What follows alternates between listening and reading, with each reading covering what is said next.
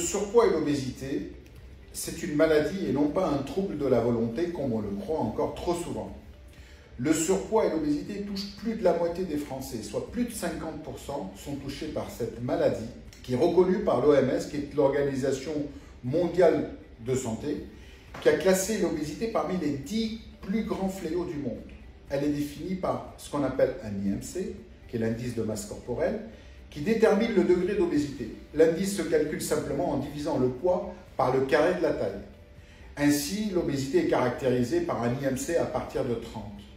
L'obésité est dite massive, soit morbide, lorsque cet indice de masse corporelle atteint les 40.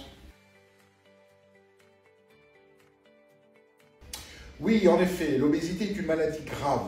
Les complications sont assez nombreuses. Il y a le diabète, l'hypertension artérielle, l'apnée du sommeil, l'arthrose dégénérative, la stérilité, la dépression, et puis même le cancer, dont le taux est variable dans plusieurs études, multiplié par un facteur X, notamment ce qu'on appelle le cancer colorectal. Alors pour la France, le taux de décès en rapport avec l'obésité est estimé à environ 55 000 cas par an. Et la mortalité des maladies en relation avec cette maladie se chiffre à plus de 177 000 cas en France. L'obésité donc ainsi raccourcit la vie, selon des études à Framingham aux États-Unis, des études qui ont démontré que l'obésité raccourcit la vie de 8 années chez la femme et 13 ans chez l'homme. C'est énorme, c'est devenu un fléau. La chirurgie représente le seul moyen d'obtenir une perte de poids significative à long terme pour les patients qui souffrent d'obésité morbide et ainsi empêcher le début des maladies qu'elle provoque.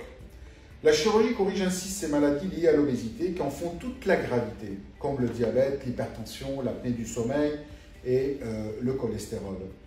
La chirurgie restaure la qualité de vie, la confiance en soi, l'activité professionnelle, la communication sociale, l'exercice physique et également la libido. Les patients qui peuvent bénéficier de la chirurgie de l'obésité, comme la sleeve ou le bypass gastrique, doivent avoir un indice de masse corporelle supérieur à 40 ou à partir de 35 lorsqu'il y a des maladies associées comme le diabète, le syndrome d'apnée du sommeil, le cholestérol, l'appareil ostéo-articulaire. Mais attention, le traitement de l'obésité est un processus de prise en charge globale. Il y a le nutritionniste qui intervient, le psychologue, le diététicien, l'éducateur sportif. La chirurgie n'est qu'un moment charnière de la prise en charge. L'indication de la chirurgie se fait par décision collégiale. Les différents spécialistes doivent valider la chirurgie après une bonne préparation du patient en amont. C'est un parcours complet avant et après l'opération. Cela permet une réussite durable avec le temps de la perte de poids. Maintenant, la chirurgie de l'obésité, la sleeve comme le bypass, peuvent être faites soit en hospitalisation de 24 heures, soit en ambulatoire. C'est-à-dire que le patient, il rentre le matin à la clinique et il repart chez lui le soir même. C'est un parcours qui est millimétré. Le patient est au bloc à 8 heures, à midi, il est en chambre, à 14 heures, il commence à boire un peu, il a sa collation, des boissons diverses et variées, un petit yaourt, une petite compote.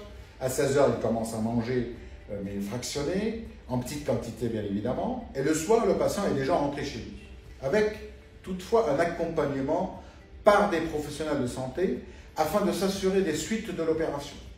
Tout est organisé au préalable, en amont et en avance, par la coordinatrice du réseau et surtout avec le patient qui est le propre acteur de sa convalescence et de sa guérison à domicile. Si on parle de la chirurgie, elle dure en soi au bloc opératoire de 45 minutes à 1 heure, 1 heure et quart, en fonction du type de chirurgie.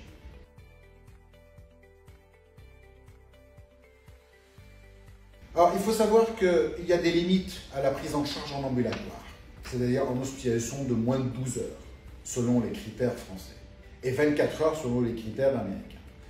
Alors, il y a des critères précis qui permettent de réaliser cette chirurgie en ambulatoire à la française, c'est-à-dire en une journée. Il faut avoir un âge inférieur à 60 ans, un indice de masse corporelle inférieur à 50, le nombre de maladies associées ou ce qu'on appelle la comorbidité doit être inférieur à 3, Et il ne doit pas y avoir de maladies majeures, comme le diabète compliqué, déséquilibré, le syndrome d'apnée du sommeil obstructif. Et bien entendu, le patient doit résider à proximité de l'établissement, c'est-à-dire à moins de 40 minutes ou 30 à 40 km au plus loin de la clinique. Si le patient, toutefois, ne correspond pas aux critères, il devra alors rester hospitalisé au moins 8 nuits pour surveillance, mais sinon, il rentre le soir même.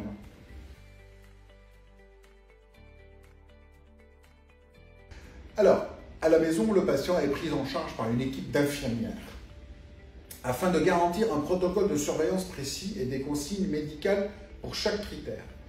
Comme la fermeture de l'abdomen est faite avec de la colle biologique et ce type d'intervention se font par voie ce qu'on appelle célioscopique avec la caméra et les petits trous, il n'y a donc pas de point de suture, pas de pansement. Cela facilite un retour à la normale pour les patients.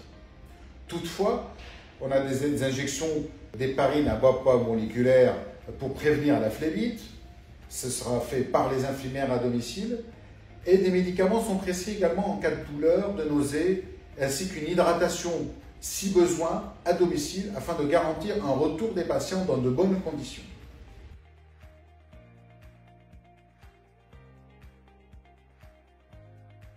Non, au fait, j'ai envie de dire que les risques de la chirurgie, qu'elles soient en ambulatoire ou en hospitalisation conventionnelle, sont les mêmes, finalement, dans les deux cas. Il n'y a pas plus de risques, bien au contraire. J'ai envie de dire que plus les patients se retrouvent dans un milieu agréable, plus vite ils redémarrent rapidement leur vie normale. Il y a un retour plus facile à leur autonomie. Personne ne rentre de façon précipitée chez lui. Il y a des bilans sanguins qui seront réalisés avant le départ. Le patient le sort le soir même que si tout est bon. Les infirmières à domicile garantissent la surveillance au domicile avec la prise de pouls, la prise de tension, de la fréquence respiratoire, une vérification des pansements si besoin, même si ceux-là sont à l'air, une surveillance accrue de la température au quotidien, et si besoin, en cas de problème, moindre critère péjoratif, un numéro d'urgence permet de répondre et faire le nécessaire en cas d'anomalie. Ça sous-entend et ça implique que l'équipe pluridisciplinaire prenant en charge le patient, notamment le chirurgien, soit disponible 24 heures sur 24.